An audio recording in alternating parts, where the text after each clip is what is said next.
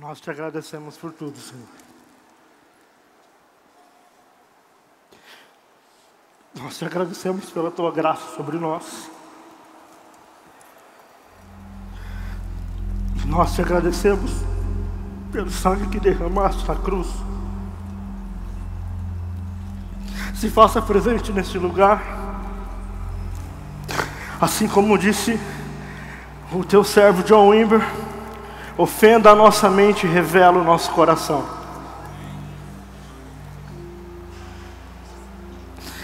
Ofenda a nossa mente e revela o nosso coração.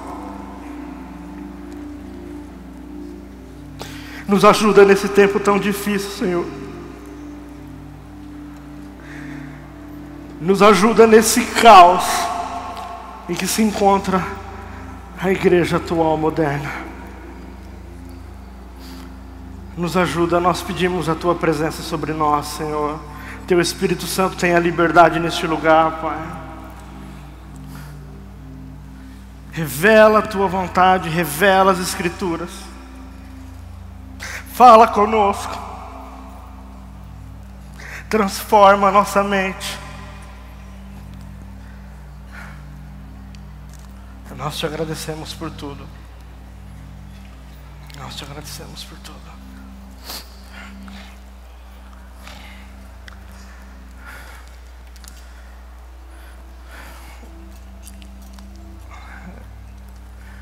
Eu não tenho dúvida, e com toda certeza eu posso te dizer algo esta noite. Nós estamos no meio de um caos, mas Deus está levantando uma geração para falar no meio desse caos. Deus não quer uma igreja próspera no Brasil. Deus não quer que o Brasil tenha a maior igreja do mundo. Mas Deus quer que o Brasil tenha uma igreja sofredora.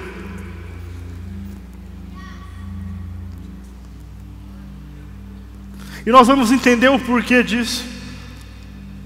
O porquê Deus não quer a maior igreja do Brasil, que o Brasil se vanglorie por ser a maior igreja do mundo.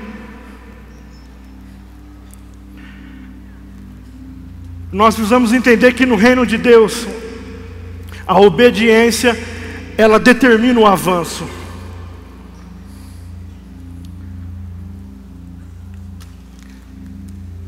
E algo está errado nesses últimos dias. Eu gostaria que você abrisse sua Bíblia em Apocalipse 3, 14 e 22. Vamos falar um pouco sobre a igreja de Laodiceia. Eu acredito que tem tudo a ver com o que nós estamos vivendo nesses últimos dias.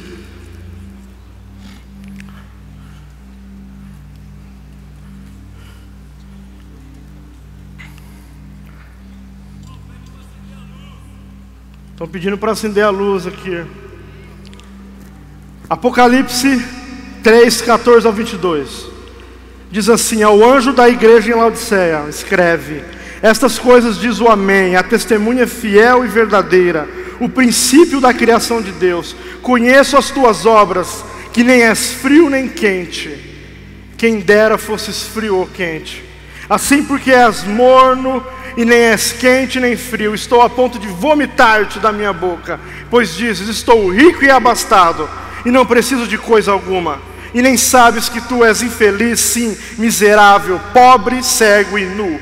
Aconselho-te que de mim compres ouro refinado pelo fogo, para te enriqueceres, vestiduras brancas para te vestires, a fim de que não seja manifesta a vergonha da tua nudez, e colírio para ungir os olhos, a fim de que vejas. Eu repreendo e disciplino a quanto amo. Sê, pois, zeloso e arrependente. Eis que estou à porta e bato. Se alguém ouvir a minha voz e abrir a porta, entrarei em sua casa e cearei com ele, e ele comigo. Ao vencedor dar-lhe-ei sentar-se comigo no meu trono, assim como também eu venci e me sentei com meu Pai no seu trono. Quem tem ouvidos, ouça que o Espírito diz às igrejas. Nunca espere ouvir do Senhor: eis que estou à porta e bato. É muito claro, se ele está batendo e ele quer entrar, é porque ele já não está mais. Se ele está batendo, é porque ele está do lado de fora e não do lado de dentro. Isso quer dizer que o Senhor já não estava mais com a igreja de Laodiceia. Fazia muito tempo. E quando ele fala que compre de mim, inclusive o colírio, para ungires os olhos. Eu gosto das cartas, né, que o Senhor escreve, porque Ele trata e julga a sua igreja em alguns aspectos.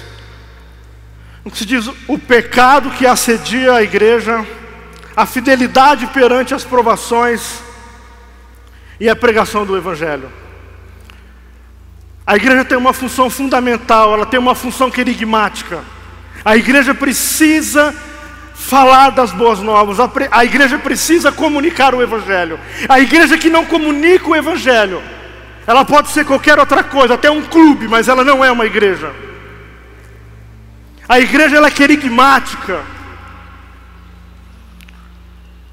Em um versículo em que diz que o Evangelho do reino será pregado a toda a criatura,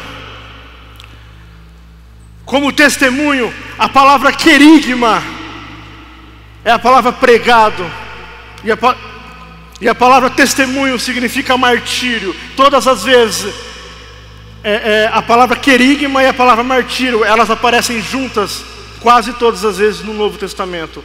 Por isso nós precisamos ser uma igreja querigmática, uma igreja que transmite a mensagem, que transmite as boas novas. E eu pergunto para você, com toda sinceridade, isso está acontecendo nesses últimos dias? Você tem visto a igreja transmitir o Evangelho? Falar das boas novas? Vamos ter como nosso amigo Carlinhos Queiroz fez lá, um papo de mesa. Vamos abrir o jogo. Nós estamos vivendo um caos na igreja brasileira hoje.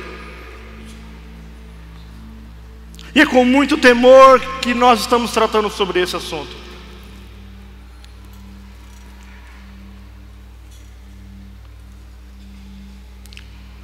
Hoje no Brasil, nós temos 42 milhões de evangélicos, certo? Segundo as informações aí dos órgãos, né, que fazem as pesquisas. E eu gostaria de falar para vocês algumas informações. O que me faz entender e o que me faz ter a certeza que o Senhor não virá como um advogado para a igreja brasileira, Ele virá como juiz. Hoje no Brasil nós temos 42 milhões de evangélicos. Nós temos mais de 290 mil igrejas.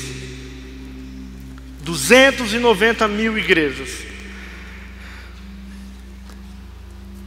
Com tudo isso, nós contemplamos aí ser uma das maiores igrejas do mundo. Porém, nós ainda no Brasil temos lugares não alcançados. Lugares que ainda não existe a presença evangélica, não existe a presença de um missionário e não existe nenhuma igreja plantada ainda. Atualmente no sertão nordestino hoje são mais de 10 mil vilareiros e povoados sem a presença da igreja evangélica, sem a presença de um missionário, esperando alguém falar de Jesus para eles. A igreja brasileira tem sido a igreja que menos envia missionário. Atualmente nós temos aproximadamente 3.240 missionários transculturais. Isso quer dizer que nós temos, levando para a conta dos 42 milhões, nós temos apenas, a cada 13 mil pessoas, apenas uma pessoa está respondendo ao chamado do Senhor. Você consegue entender? Nós precisamos de outra concentração dessa para sair um missionário transcultural. Você acha que eu quero ser a maior igreja do mundo? A maior igreja do mundo não está enviando missionário. Um missionário para cada 13 mil evangélicos. Um missionário, um missionário para 80 igrejas. A cada 80 igrejas você tem um missionário transcultural. São dados, são estatísticas. Atualmente no sertão nordestino nós temos 2.000 comunidades quilombolas. Dessas comunidades, mais de 96% delas não estão alcançadas ainda. E não existe a presença de um missionário, e não existe a presença da igreja. O sertão nordestino hoje, ele tem uma região que nós chamamos de zona rural. Nessa região está 14.500.000 pessoas. Vivem nesses vilarejos e povoados, em todos os estados do Nordeste. Desse número, 14.500.000 pessoas, apenas 0,6% são evangélicos. A zona rural do sertão nordestino hoje tem menos de 1% de evangélico. E eu pergunto, aonde está a igreja brasileira?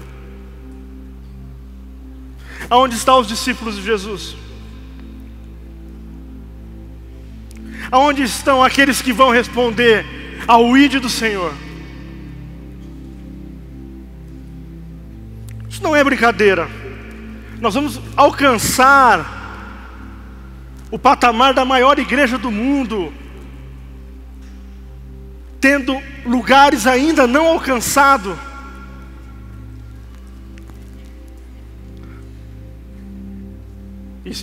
E no estado do Piauí nós temos 173 comunidades quilombolas. No Brasil hoje nós temos 5.000 comunidades quilombolas que ainda estão esperando um missionário plantar uma igreja.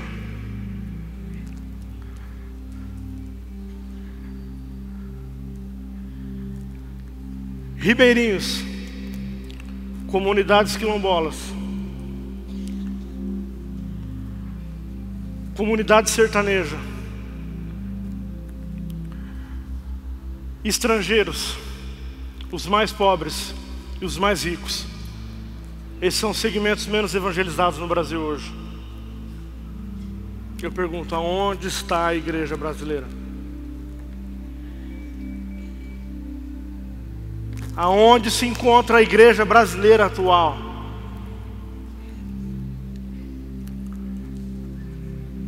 A igreja de Laodiceia,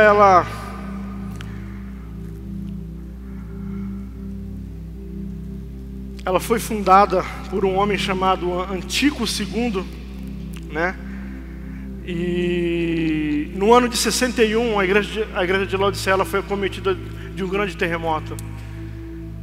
A cidade de Laodiceia foi acometida por um grande terremoto. E a cidade era tão rica, era tão próspera, a igreja também, que eles não aceitaram ajuda, nem mesmo do Império Romano, por causa do orgulho.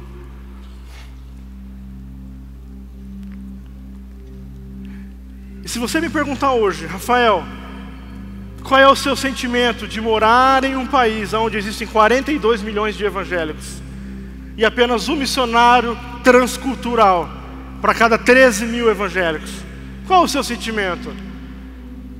Eu falo para você com toda sinceridade, sentimento de desgosto.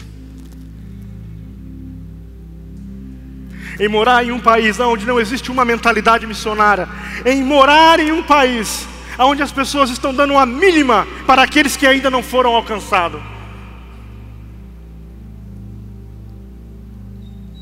Por isso Deus está dizendo, Ele vai chacoalhar a igreja brasileira nesses últimos dias. Ele vai chacoalhar as estruturas da igreja brasileira, para mostrar que ela não é tão poderosa assim, que ela não é autossuficiente desse jeito, e que ela depende do Senhor.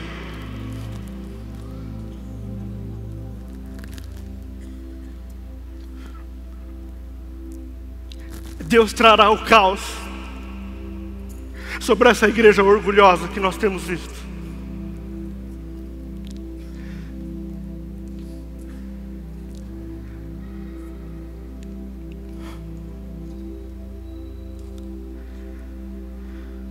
Laodiceia ficava entre Hierápolis, conhecida por ter as suas águas frias, e também ficava entre Colossos, conhecida por ter as suas águas termais. Nesse texto,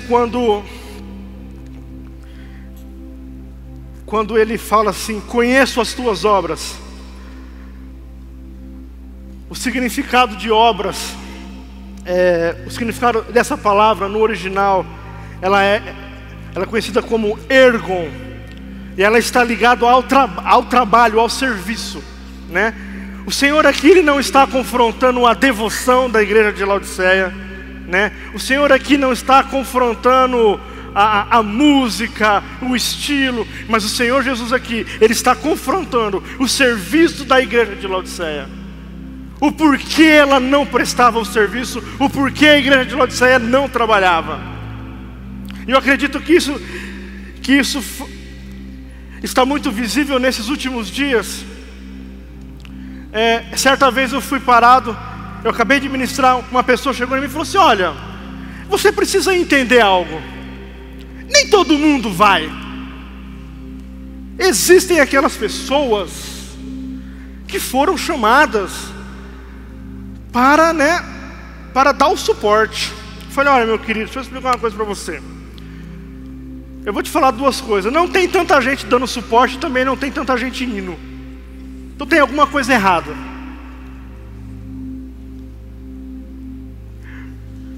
O Evangelho é claro.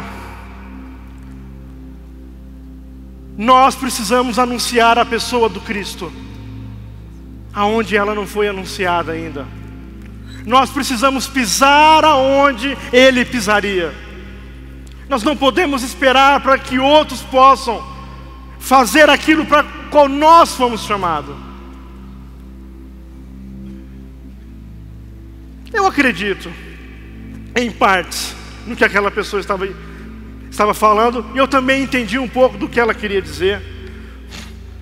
Mas, além do Senhor confrontar o serviço de Laodiceia, dizendo que ela não trabalhava, que ela não fazia nada em favor de ninguém, que ela não ajudava os pobres, que ela não ajudava o necessitado, Ele também estava confrontando o acúmulo de bens.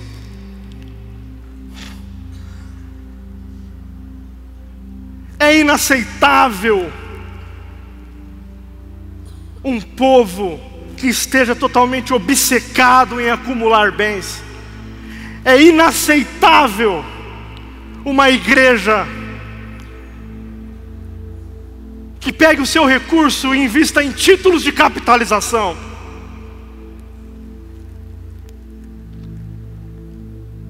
É inaceitável uma igreja que use dinheiro de dízimos e ofertas para construir grandes templos, grandes sinagogas. É inaceitável.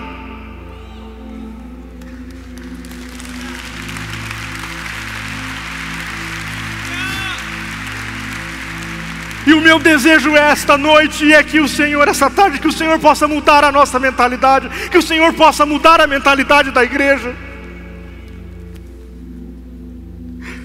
A igreja brasileira nunca teve tão próspera.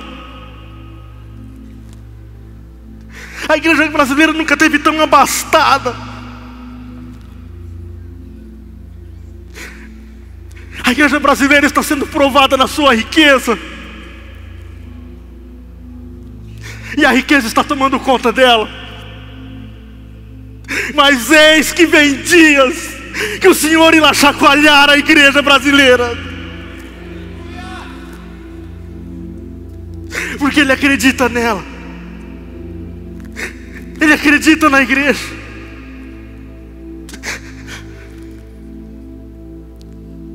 O Senhor tem grandes planos para a igreja brasileira desde que eu me converti.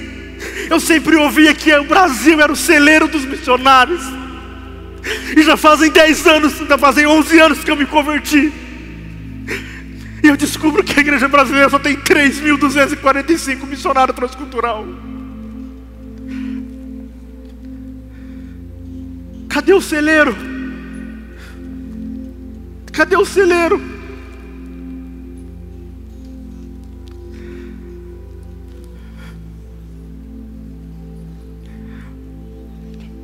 Deus está em busca de uma geração que vai entregar a sua vida por amor a Ele. Não adianta você querer guardar a sua vida. Não adianta você traçar os seus planos. Porque Deus vai levantar no Brasil uma geração que está preocupada em anunciar a pessoa dele. Deus irá levantar uma geração no Brasil que está preocupada em fazer as boas obras. E Deus irá levantar no Brasil uma geração que está preocupada em discipular as nações. E uma geração, e uma igreja que não discipula, e uma igreja que não alcança os seus, não merece avivamento e não é digna de avivamento.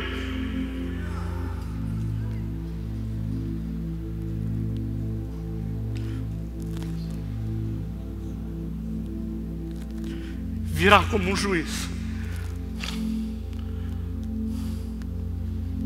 Seremos colocados na balança. E se não mudarmos a nossa mentalidade, vamos estar em falta. O texto diz que ele não vomitou Laodiceia. Diz que ele estava a ponto de vomitar. Porque existia ainda uma chance para ela. Assim como existe uma chance para nós nos arrependermos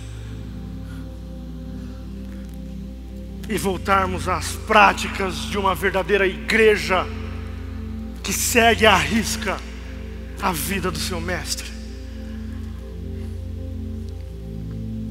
Eu não quero voltar, eu não tenho nenhum sentimento de ser a igreja primitiva, porque eu entendo em que eu e que você, nós nascemos em um tempo profético nesses dias.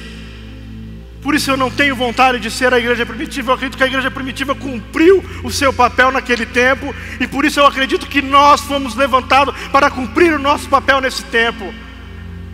Mas o meu desejo é ser uma igreja parecida com o Senhor Jesus. Eu não quero parecer com Moisés, eu não quero parecer com João Batista, pois toda vez que cada um de nós tentamos parecer essas pessoas, nós vamos produzir excesso. Mas toda vez em que eu e você procurarmos se parecer com Jesus, nós vamos ser igreja. Nós vamos ser igreja. Nós vamos ser discípulos. Eu quero ser discípulo. E a minha oração para esta noite é para que você possa ser discípulo de Jesus. E que você tenha uma entrega sem limites. Que você tenha uma entrega, que você não se preocupe com o que vai acontecer com a sua vida. Talvez esse seja o grande erro hoje, nesses últimos dias. As pessoas estão em busca de garantir o seu futuro. As pessoas estão em busca de garantir a sua vida, né? É de fazer uma grande poupança para chegar na sua vida. Mas o Senhor Jesus, o Evangelho, Ele nos chama para andar na inseguridade, para andar inseguro. A vida do Evangelho, a vida do discípulo, ela é insegura. E se a sua vida existe uma grande segurança, e se existe segurança na sua vida hoje, eu falo para você com toda certeza: reveja a sua vida, reveja o seu discipulado com Jesus. Algo está errado. Se o Senhor da igreja nasceu em uma manjedoura, se o Senhor da igreja andou em um jumento e que não era um carro, e se o Senhor da igreja não acumulou nenhum bens, se o Senhor da igreja não tinha um travesseiro para recostar, por que os seus discípulos estão em busca de conquistar e conseguir algo? Algo não está batendo. Algo não está batendo.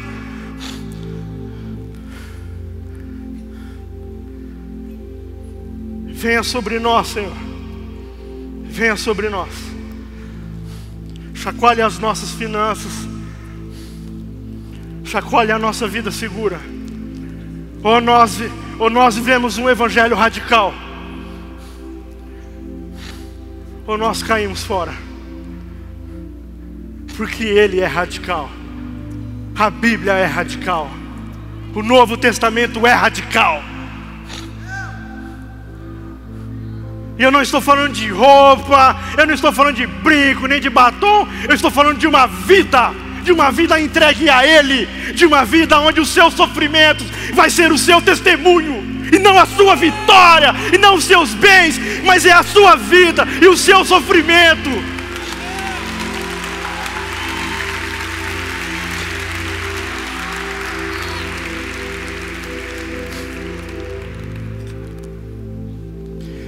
Que o Espírito Santo possa transformar a sua vida e transformar essa mentalidade.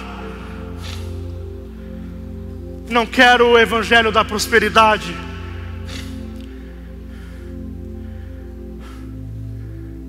Que nós possamos ser uma outra dimensão do que é ser próspero. Sabe por quê?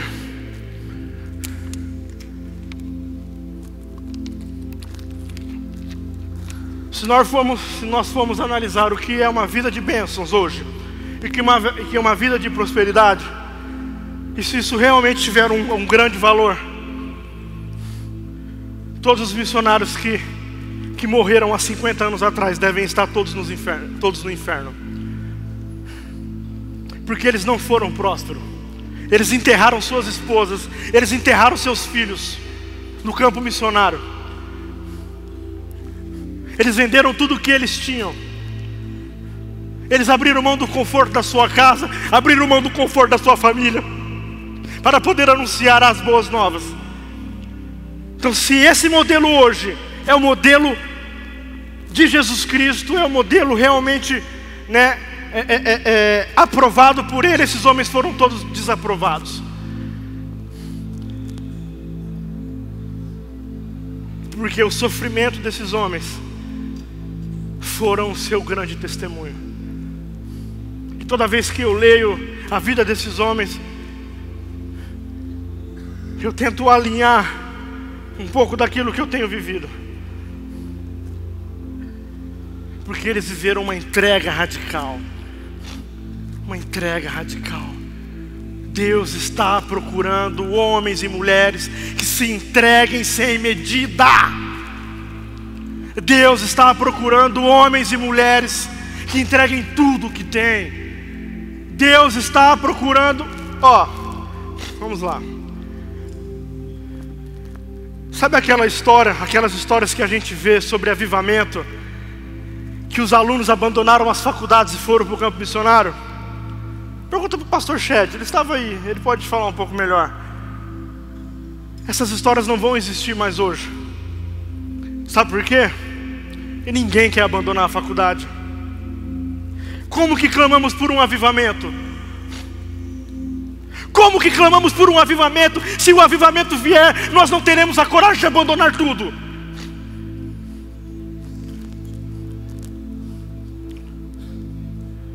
Como clamamos por justiça, se nós não atuamos na justiça? Vamos para a rua, manifestamos lá, e as pessoas continuam sem ter o básico e o necessário, continuam morando na rua, continuam sem ter o que comer, continuam bebendo água suja.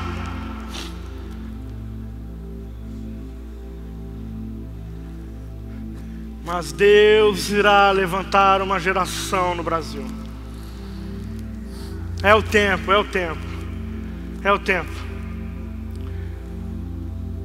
E Ele está ofendendo uma mentalidade demoníaca, em que o cristão tem que acumular bens.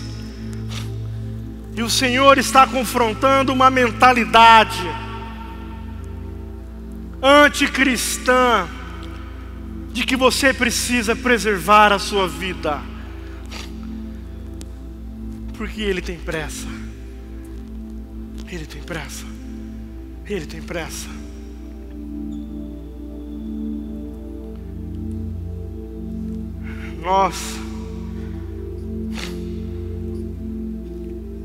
Hoje o Projeto Mais Água realiza um trabalho em uma cidade chamada Betânia do Piauí. E a galera do Impacto, uhul! E foi muito forte o que nós vivemos no Impacto em janeiro. Foi muito forte. E nessa cidade, Existe um lugar chamado Serrinha. Uma certa vez eu gravei um senhor falando, perguntando se já tinha ido a alguma igreja, algum missionário lá. E quando eu fui lá, ele disse que não tinha. E recentemente, nós ouvimos assim: quando que vocês vão vir aqui fazer um culto?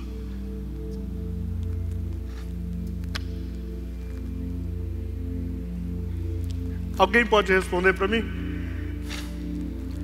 Quando que os 42 milhões de evangélicos vai fazer um culto na Serrinha?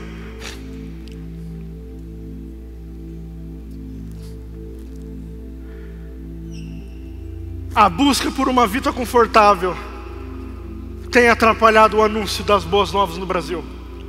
Hoje nas comunidades ribeirinhas são mais de 25 mil comunidades, sem a presença da igreja, sem a presença de um missionário. No Brasil existem mais de 700 mil ciganos esperando para ouvir do Evangelho de Jesus Cristo.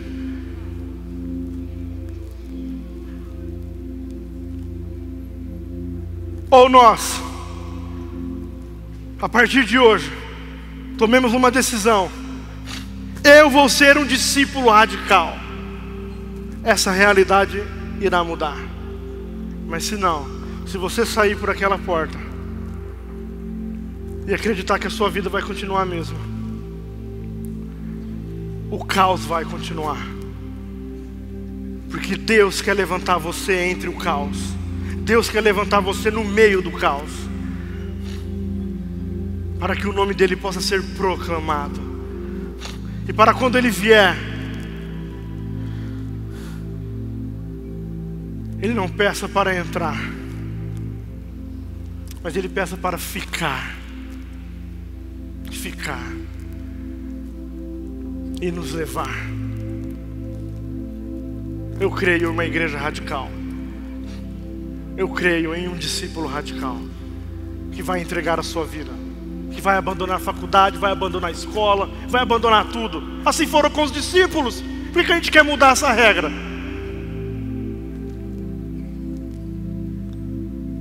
Assim foram com os discípulos, assim foram com os mártires, assim foram com os missionários, que graças a eles nós estamos sentados aqui.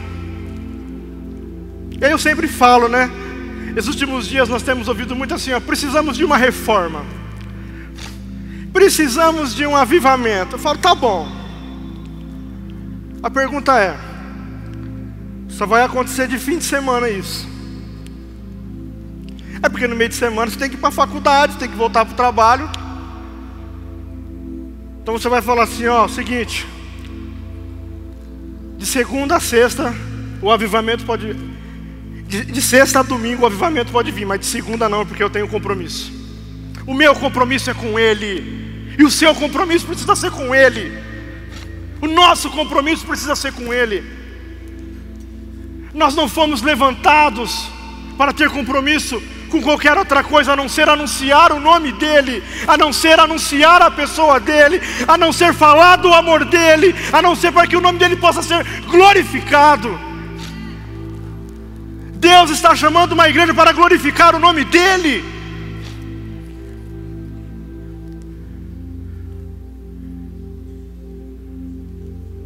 Que venha uma igreja sofredora no Brasil.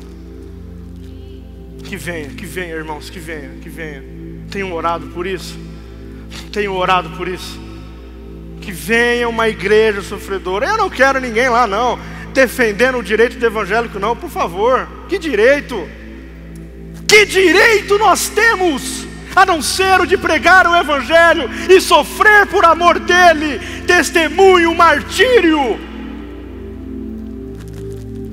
É a Bíblia, não é eu que estou falando. Traduza lá. O evangelho do reino será pregado em testemunho.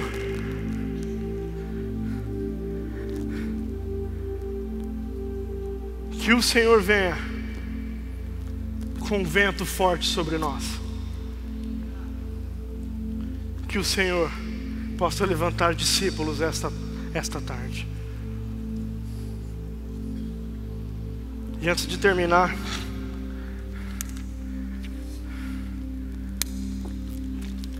Eu gostaria de convidar você a vir aqui na frente. Somente você que entendeu que precisa tomar uma decisão radical. Eu quero convidar você a vir aqui na frente.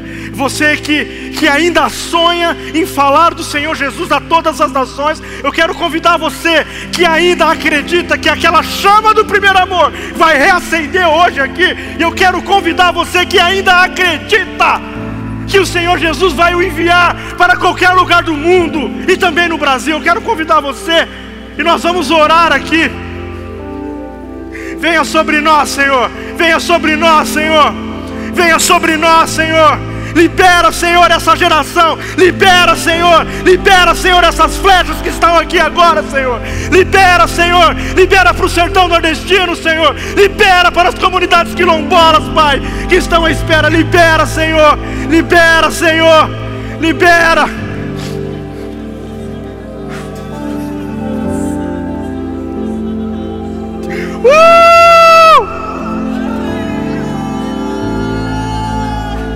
Queremos mais, Senhor.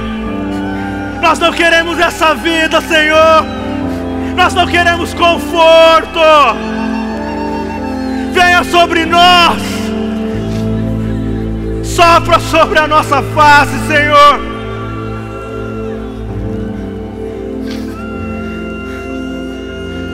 Nós não nos esquecemos, Senhor. Nós não nos esquecemos das palavras proféticas que foram lançadas sobre as nossas vidas, Pai. Nós não nos esquecemos, sabe por quê? Porque é a única coisa que nos resta, é a única coisa que nos pertence. São palavras que apontam um caminho, são palavras que apontam o nosso destino.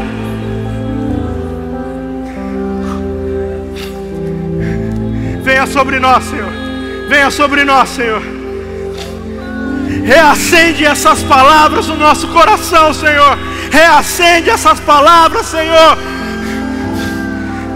Reacende as palavras proféticas que foram lançadas sobre nós, Senhor. De que o Senhor nos enviaria, de que o Senhor nos sustentaria.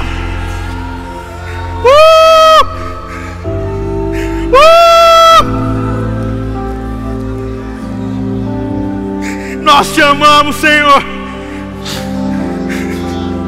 Nós queremos honrar o Teu nome nesse tempo, Senhor, e não ser conhecido como uma geração medíocre. Nós queremos ser conhecido uma geração que entregaram as suas vidas, uma geração que morreu por amor ao Teu nome.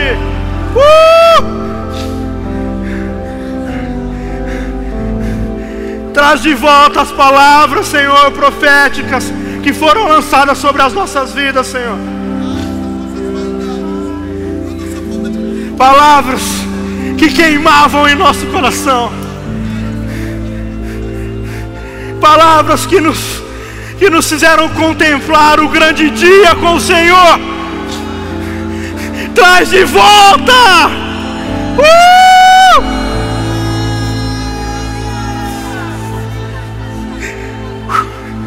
Venha sobre nós, Senhor. Venha sobre nós, Senhor.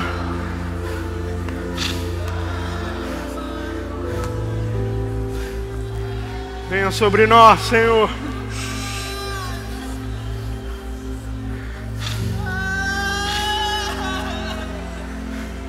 O Senhor vai trazer com a mesma intensidade nesses dias as palavras que foram lançadas sobre a sua vida. Palavras que até mesmo você esqueceu. Mas o Senhor irá trazer de volta isso. O Senhor está reacendendo. O Senhor está trazendo de volta a confiança nessas palavras. Porque sabe por quê? Quando tudo se vai na sua vida, são somente essas palavras que permanecem.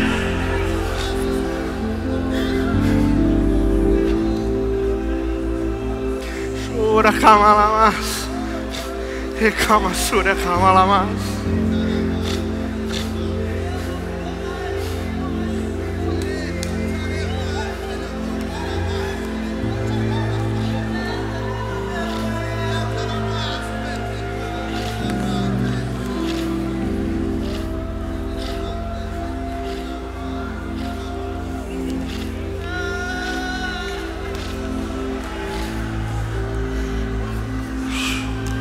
Oh, Deus.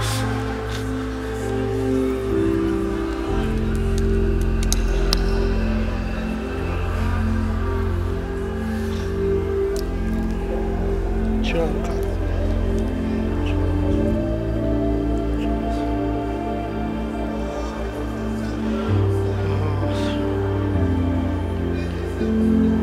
Deixa o Espírito Santo falar com você nesse momento. Deixa o Espírito Santo tomar posição nesse momento.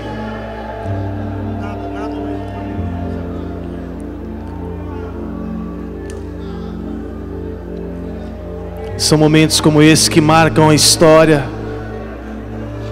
São arrependimentos que geram genuínos avivamentos. São arrependimentos que geram genuínos avivamentos. São arrependimentos que geram genuínos avivamentos.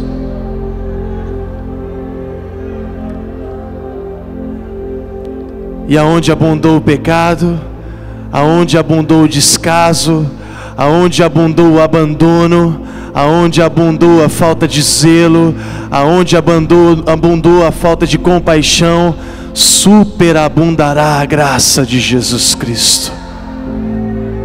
Como um ato profético, eu te convido a ficar de pé nesse momento, guerreando, dando glória a Deus, dando um grito de vitória, de júbilo. Se coloca de pé, sabendo que Deus está te levantando.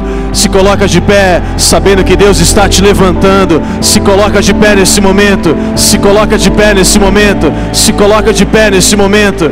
Deixa Ele falar com você. Deixa Ele te levantar. Deixa Ele te erguer. Deixa Ele te encher. Deixa Ele te tomar. Deixa Ele te encher.